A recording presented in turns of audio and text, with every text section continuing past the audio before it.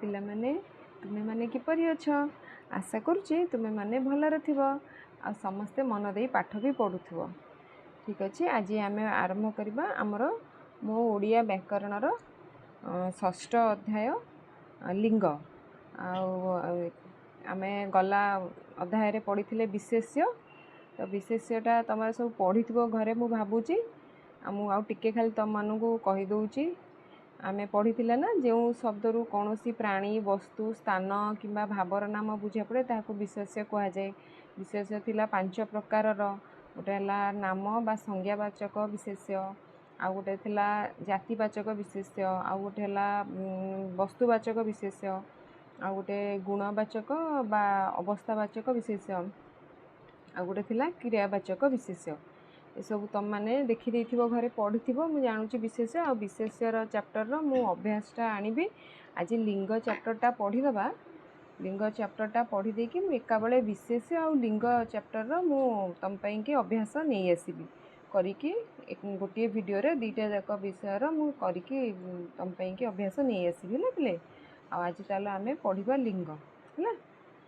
तो आस देखा ये दुईटा चित्र देती गोटे गोटे चित्र गोटे झीटे नाचुची ता ना राधा आ गोटे देखा गोटे पुओटे देखा दूसरी चित्र रे आम गोटे पुओटे ता ना माधव से देखा भी जाऊँगी पुओ आउ ता ना भी माधव। तो आम एठू जापर सी गोटे पुओटे आ राधा ये तो झीटे झील ड्रेस पिंधि सब पोशाक जना पड़ी झीटे बाकी रहा ता ना भी राधा। तो सी निहाती गोटे झील आस देखा ऊपर लिखित वाक्य बुझा पड़ुची कि जी नाचुची से ता ना है राधा से जड़े स्त्री लोक है।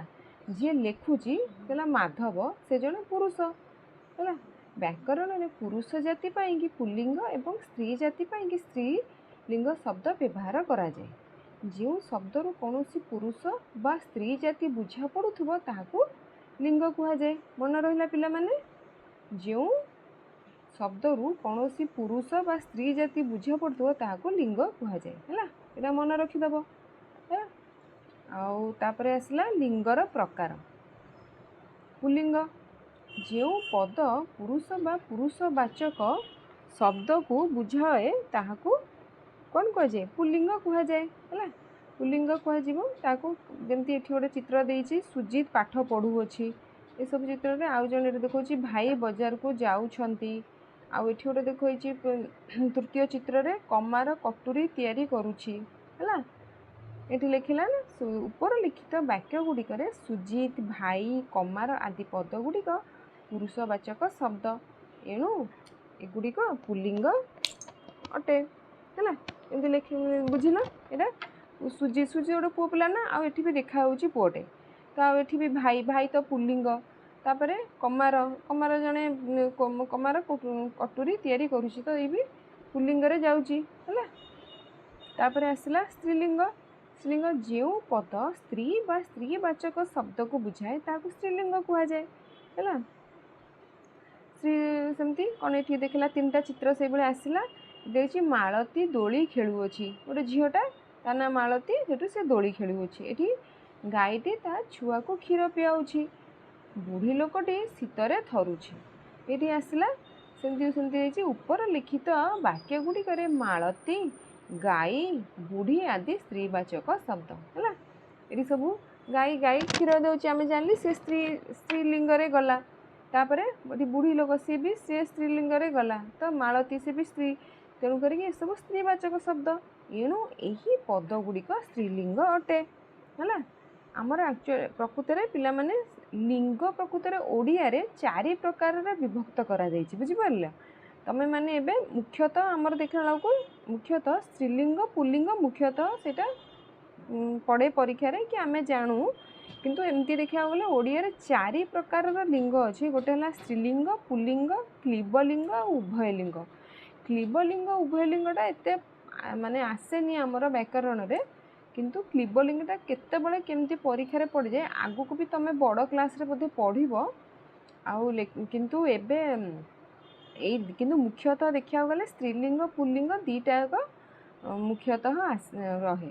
तो से दुईटा विषय आमर बेसी सेटा बेसी इंपोर्टेंट से आमे बेसी पढ़िबा ହେଲା ତା विषय जानिबा। तो लिंग आमे स्त्रीलिंग रु पुल्लिंग करबा पई मुख्यतः तीनिटा जिनस हमर जानिबा दरकार पड़ी थाए। कोन हला गोटे पुल्लिंग रु स्त्रीलिंग करिया गले हम कोन जानिबा प्रथमे देखिबा। प्रथम दरकार प्रत्यय प्रत्यय तापर गोटे आसे शब्द है तापर आसो पुरुष बास स्त्री अच्छी है पुरुष जाति रही कि स्त्री जाति रही है जमती आम प्रत्यय सेमती कौन प्रत्यय जमती आ प्रत्यय अच्छी कि ई प्रत्यय अच्छी उनी प्रत्यय अच्छी ये प्रत्यय थिबा दरकार है देखा सेटा तापर रहा शब्द शब्द सेमती जमती माने शब्द माने ताकू आमे जमी बापा रही दादा रही पुआ भाई अजा एमती ताकू आमे तार विपरीत नबा ता विपरीत जो शब्द युरा थी से विपरीत बोधक शब्द है माने स्त्रीलिंग कले जहाँ थी जदि पुल्लिंग थी ताल से तार विपरीत शब्द हो स्त्रीलिंग हो विपरीत बोधक शब्द हो गले से स्त्रीलिंग आसी जाए।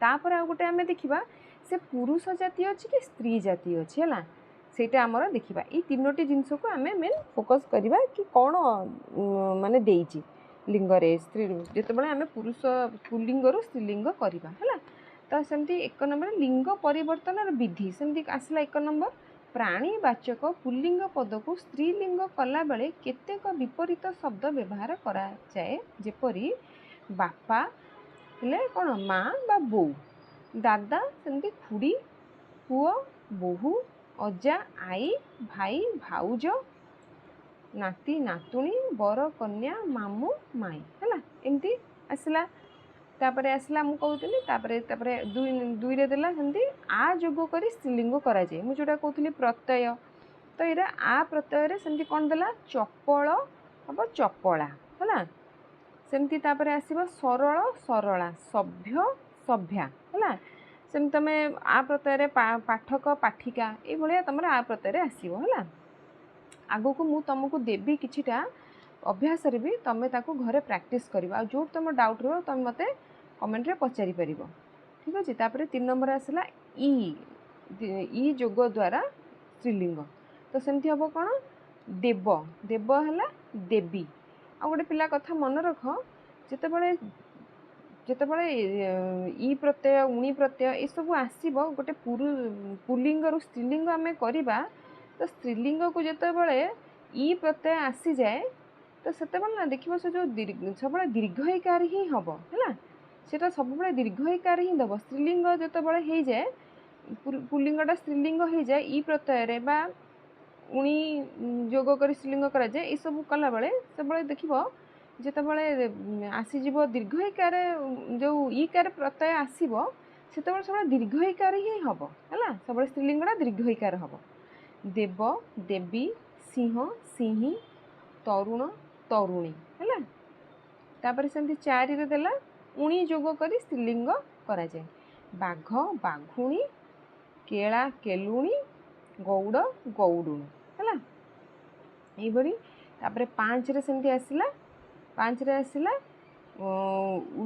उली जोग कर स्त्रीलिंग करा जाए बेंग बेंगुली बग बगुली हंस हंसुली है ये तुम मानकर आसला सब ये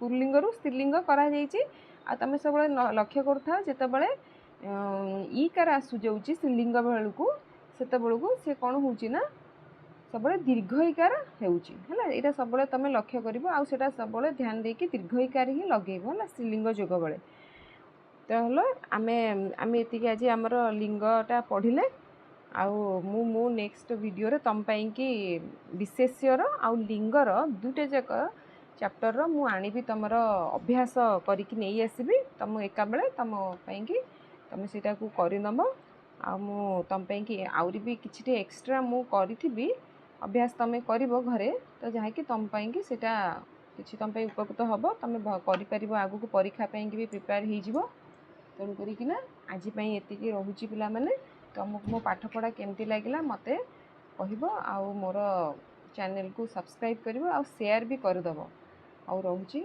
धन्यवाद।